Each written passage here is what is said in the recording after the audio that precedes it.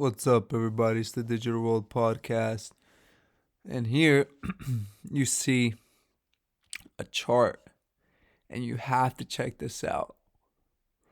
So, in this chart, if you can see here, this is the US and this is Canada.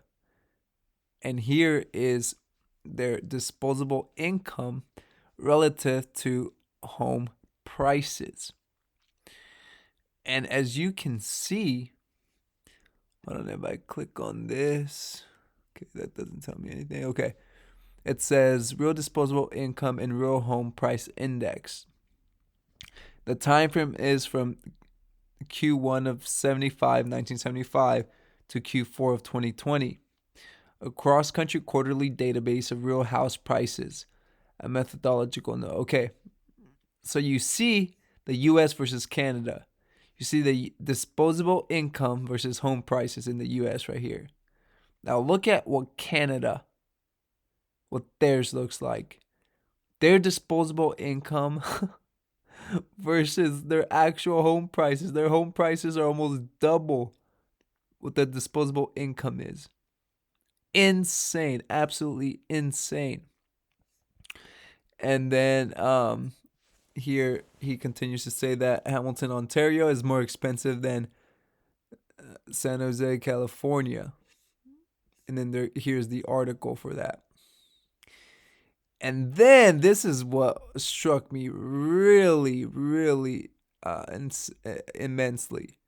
The household debt to disposable income ratio. If you compare Canada's with the US, it's astronomical levels. Here you see all the years since 2000. Okay? And you see how Canada has just gone straight up. They're about 180% of household debt to disposable income.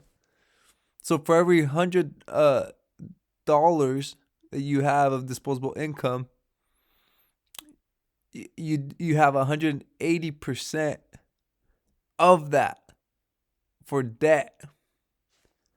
So, geez, we're talking. Wow, this is crazy. Yeah, so you'll have $180 of debt to every $100 you make. That's not the way to do it, Canada. And here's another thing. So this lady was talking about how, well, Danielle Booth was talking about uh, the climate in Dallas and how the temperatures were looking to be in the 90s. And here is the price of natural gas. And this lady's saying for new residents, enjoy paying $700 a month to cool the 4,000 square foot home you just bought for $900K and pay $2,000 a month for taxes. And she says, also, by the way, our homes aren't well built or well insulated. That's why they cost like $399,000 2 years ago. Yeah, so she's just putting everything into perspective in terms of the housing bubble. And here you can also see that commodities, they have shot up insanely. Here is something that you have to listen to. And I think that in today's day and age, courage is in much, much shorter supply than genius. The point of departure I start with in 0 to 1 is a somewhat indirect approach by asking a series of contrarian questions. The business question is, what great company is nobody starting? The more intellectual version of this question is, tell me something that's true that very few people agree with you on. And this is a fantastic interview question. It turns out to be quite a hard question. Even when people can read on the internet that you ask it of everybody who comes in the door, it still is a hard question. It's one of those unusual questions where if you know it's on the test, it's still hard. And it's hard not just because we sort of think that new things require brilliance or something like that, but because because it's socially difficult. So you know,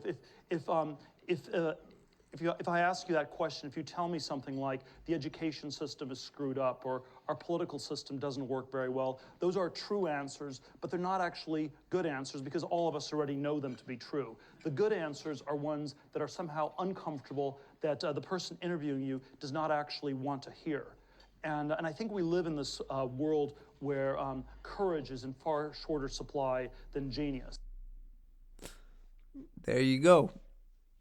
Courage is in far shorter supply than genius, because one thing that really stuck out to me is that he says that even in interview questions, if you know for that one specific question, despite you knowing that they're going to ask you, it's still a very, very difficult question to answer. Especially when you don't agree with someone about certain things. But he's definitely got a point there. Now, before I cap this off, here is 2 charts. And this post says every 90 years humans repeat the same behavior. 1916 to 1929 versus 2000 to 2022. This is the Dow Jones. Look at the eerie similarities between these two. You have the 2 peaks right here before the massive rally.